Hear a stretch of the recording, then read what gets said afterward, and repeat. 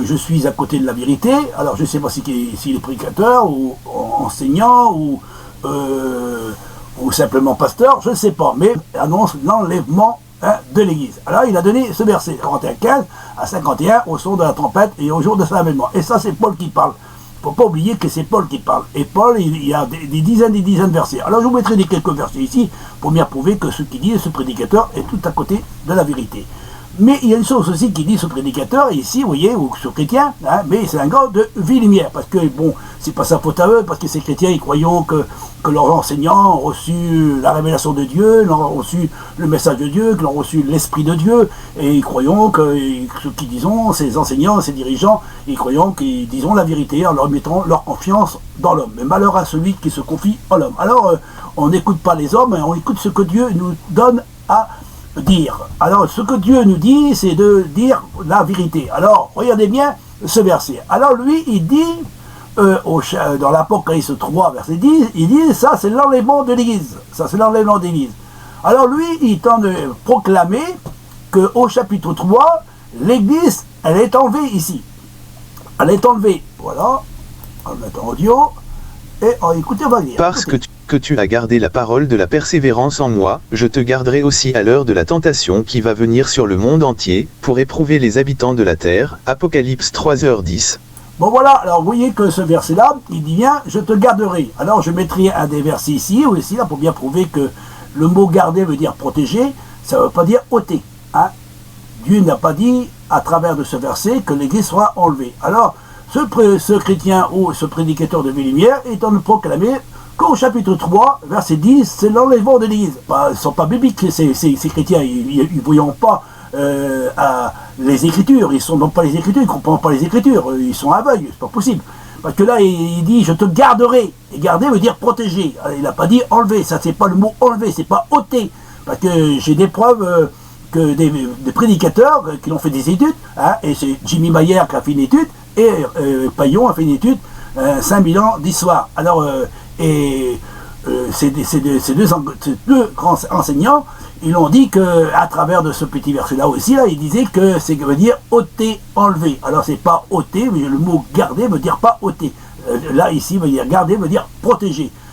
Protéger à l'heure, dans la tentation qui va venir dans le monde entier pour éprouver tous les habitants de la terre.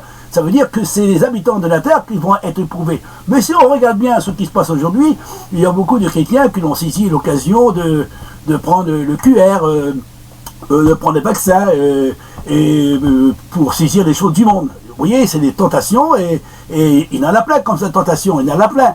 Alors, il aimait bien le monde. Mais là, nous, on comprend ce que Jean est en exprimé. Parce que si on regarde au chapitre 1er de Jean, il dit bien, quand il reçoit la révélation de Dieu, à travers d'un ange qui vient lui parler, il fut ravi 3 fois à travers de l'Apocalypse, on le voit, il fut 3 fois ravi, il dit bien, la première fois il dit que je suis ravi, au chapitre 4 il dit je suis ravi, et au chapitre 18, je crois 17 ou 18, il parle qu'il était ravi. Alors il était ravi 3 fois. Alors si c'est 3 fois ravi, ça veut dire 3 fois l'Église enlevée, ôtée, invisible.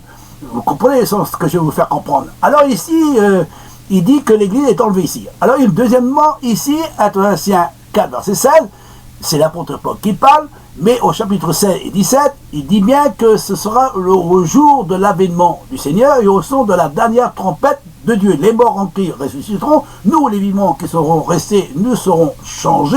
Et on le voit bien ici au chapitre 4, verset 16, dans la Thessaloniciens, Paul, il s'exprime pour ça. Mais Paul, il ne se trompe pas, parce qu'il y a d'autres versets que je mettrai à côté de ces versets-là, que je suis à côté de la vérité. Je confonds l'enlèvement et avènement. Mais l'enlèvement n'a jamais dit que l'enlèvement, que l'Église sera enlevée incognito. Nous savons très très bien que le mot enlèvement, qui prononcent ces prédicateurs et ces chrétiens et ces pasteurs, et c'est de Scofield et de Darby. Alors, je vous mettrai ici Scofield et Darby, et comme ça vous comprendrez quelle doctrine qui servent, c'est les jésuites. Et les jésuites, ce sont des catholiques. Alors, vous savez bien que, comme j'ai dit à travers toujours mes vidéos, que ces prédicateurs, ils sont attachés à l'église corrompue, la Babylone, la prostituée, l'église universelle, cette église qui a enfanté tous ces autres religieux qui sont catholiques, protestants, évangiles, baptistes, pentecôtistes, orthodoxes et ainsi de suite. Toutes ces églises-là, en réalité, et croyons qu'il y aura un retour invisible, incognito, que Jésus reviendra et personne ne va le voir arriver, selon ce qu'il dit ses prédicateurs et ses enseignants. Mais ça vient de Sophie et Darby. Et ce sont des prédications et des doctrines erronées qui viennent des jésuites. Les jésuites sont des catholiques. Alors vous êtes des catholiques, on l'a bien compris. Alors il y a une chose ici, le verset là, il m'a donné ce verset là, mais le verset représente aussi le jour de l'avènement. Ici aussi, parce que regardez qu'il donne un autre verset, parce qu'il dit ce qui arrivera au temps de Noé arrivera à l'avènement du Fils de l'homme. Alors pour celui qui ne croira pas ce que je dis, je vais mettre le petit verset en action. Écoutez. Matthieu 24, 37 concept des versets. Ce qui arriva du temps de Noé arrivera de même à l'avènement du Fils de l'homme. Vous voyez, avènement du Fils de l'homme. Et il donne ce verset. Et pour lui, bon, en donnant ce verset-là, il croit que l'Église est enlevée invisible, incognito. Mais là, ce verset, c'est pour ça qu'il n'y a aucun verset dans la Bible, il n'y a aucun verset dans la Bible qui parle d'un retour invisible, incognito. C'est pas écrit ça. C'est anti-biblique. Ça, c'est de Sophie et de Darby. Alors, vous mangez à toutes les tables, vous les prédicateurs et enseignants et dirigeants, et surtout vous les chrétiens, vous mettez votre confiance à ces prédicateurs en disant que Jésus reviendra invisible, incognito, l'enlèvement de l'Église. Et là, il donne des versets pour dire que le retour est invisible. Et là, c'est le mot avènement. Et ici aussi, ici, un prix à laisser. Celui qui était laissé est laissé. Celui qui est pris est pris. Quand le Christ, quand il laisse quelqu'un, il ne va pas le reprendre après. Ça veut bien faire comprendre de ce que la Bible nous enseigne. Alors, ces prédicateurs, ils tentent d'exprimer une doctrine qui n'est pas vraiment à la gloire de Dieu. Alors, vous voyez que ce prédicateur a dit que l'Église sera enlevée au chapitre 4 de l'Apocalypse, au chapitre 1er. Monte ici et je te ferai de voir ce qui va arriver dans la suite. Et une porte fut ouverte dans le ciel. Et ce prédicateur a insisté, il n'y a pas que lui, il y a beaucoup de prédicateurs dans les églises universelles, ils tentent de le proclamer en disant que le Christ va revenir incognito, invisible, en deux faces.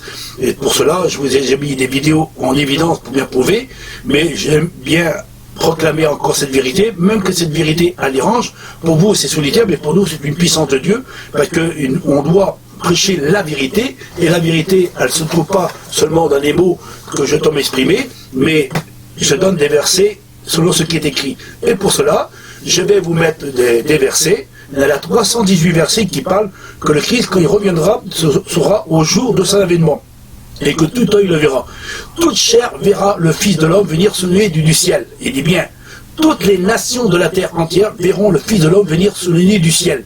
C'est les apôtres qui t'ont proclamé dans Matthieu 24, Luc 21, Marc 13. Il y en a 318 versets qui expriment que le Christ, quand il reviendra, tout œil le verra. Mais il n'est pas écrit à travers de leur enseignement qui t'ont exprimé ces prédicateurs en disant que le Christ, quand il reviendra, au chapitre 4, l'Église étant enlevée, elle sera enlevée incognito, invisible. C'est ça qui t'ont exprimé, ce prédicateur.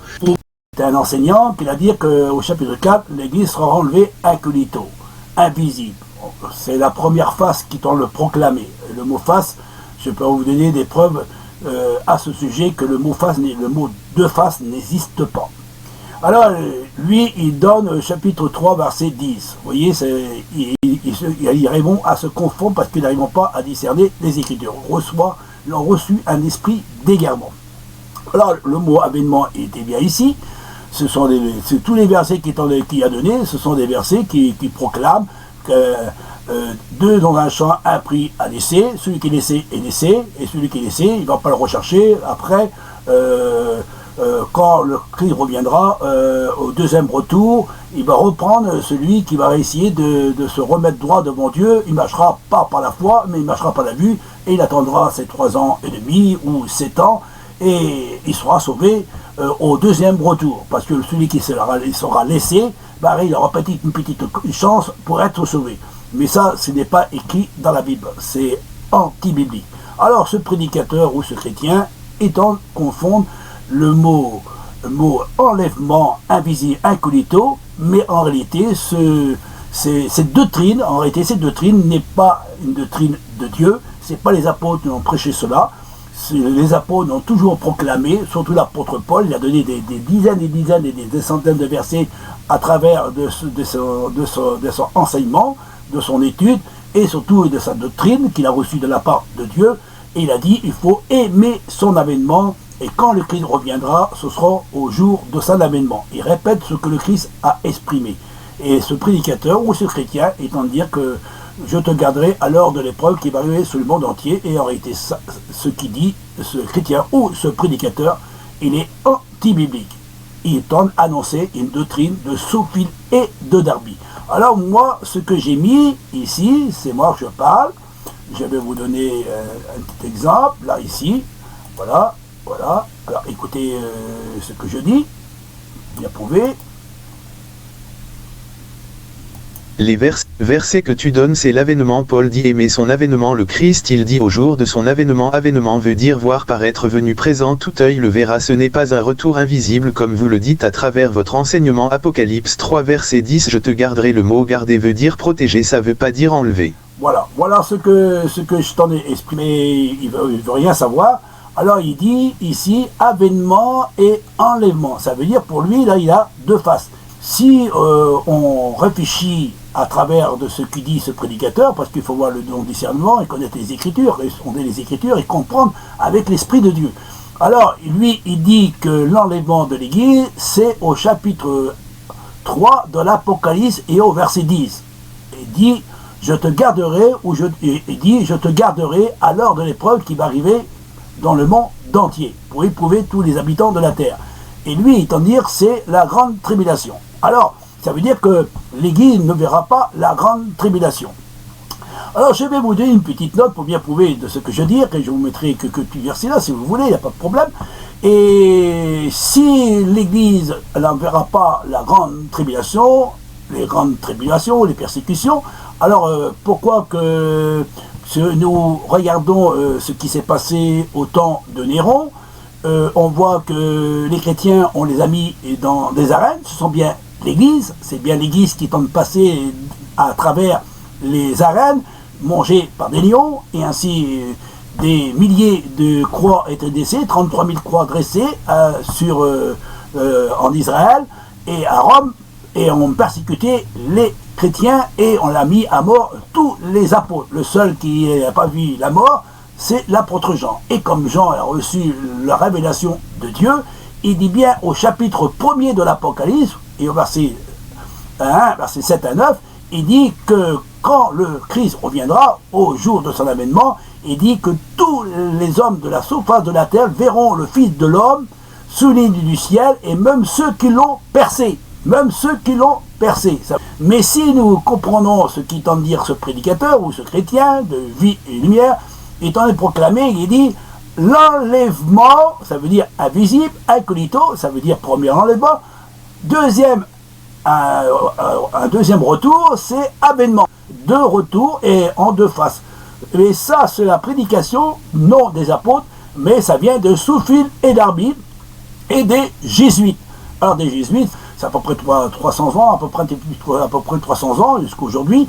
Et si on regarde, c'est une prédication qui a été donnée par des catholiques et protestants qui sont pas à la gloire de Dieu. Ils ont tordu les Écritures et déformé les Écritures. Vous pouvez regarder sur Internet, regardez Scofield et Darby, et vous verrez qu'est-ce que c'est cette secte.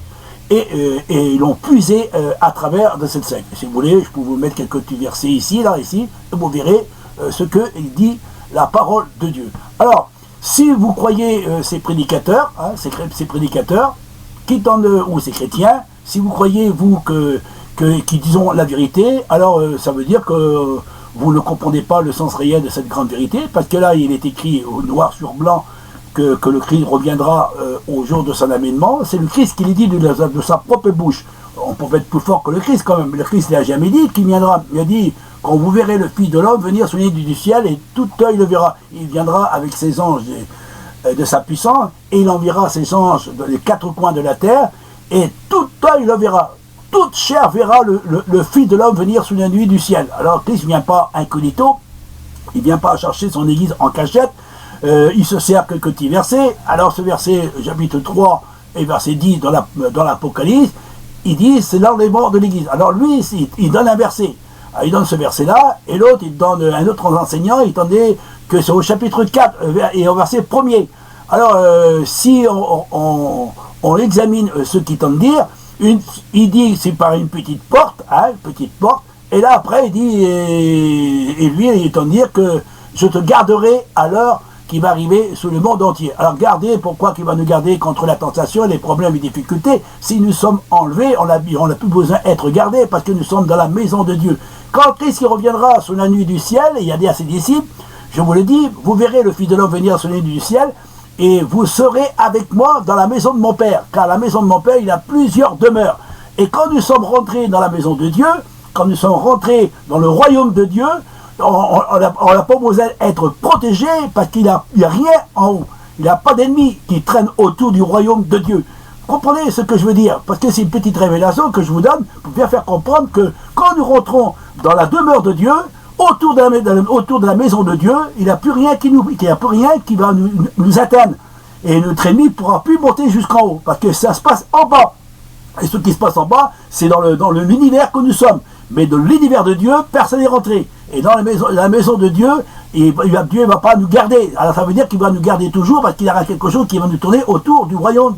Que le Christ va régner avec son Père éternellement dans le royaume éternel. Et dans le royaume éternel, il n'y a pas d'ennemis autour de ce royaume. Parce que si vous regardez, je te garderai à l'heure de l'épreuve qui va arriver sur le monde entier. Il ne va pas nous garder. Si on voit ce verset, s'il nous garde, ça veut dire que nous sommes encore dans ce monde. Et c'est pour ça que le verset que je vais vous mettre en évidence est ici. Et vous verrez que le verset que je vais vous donner, c'est le Christ. Il dit ouvertement, Père, je ne veux pas que tu les ôtes du monde, mais que tu les gardes et que tu les protèges. Et pour cela, je vais vous mettre un verset et d'autres versets pour bien prouver ce que je dis. Alors, ces prédicateurs, ces enseignants, ces dirigeants, ces serviteurs et ces chrétiens, ils croyons un retour invisible, incognito, en deux faces. Et malheureusement, c'est pas biblique parce qu'il n'y a aucun verset, parce que tous les versets qu'il a donnés ici, là, tous les versets qu'il a donnés, Matthieu 24, dans Matthieu 24 ici, Matthieu 24, il exprime ouvertement que le Christ reviendra au jour de son avènement. C'est ici écrit noir sur blanc, regardez bien, au jour d'avènement.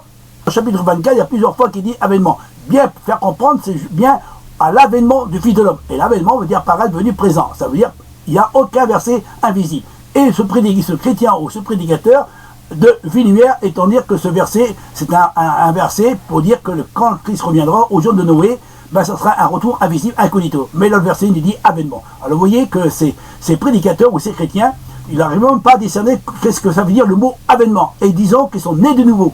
Et ils sont vraiment forts, ces chrétiens et ces prédicateurs. Alors ici, au son de la trompette, c'est pareil. Au son de la trompette, Paul il dit au son de la trompette. Le Christ, il dit tant dire au son de la trompette. Et dans l'Apocalypse, il dit au son de la dernière trompette. Quand dit la dernière trompette, c'est le règne du Christ qui va régner au siècle des siècles et pour l'éternité. Et c'est pour cela que le Christ a dit, quand il viendra au jour de son avènement, il prendra l'Église, les enfants de Dieu, et les fera rentrer dans le royaume éternel. On sera dans le royaume éternel et nous serons toujours avec lui au siècle des siècles et pour l'éternité, pour l'éternité. Voilà ce que le Christ il peut nous faire comprendre.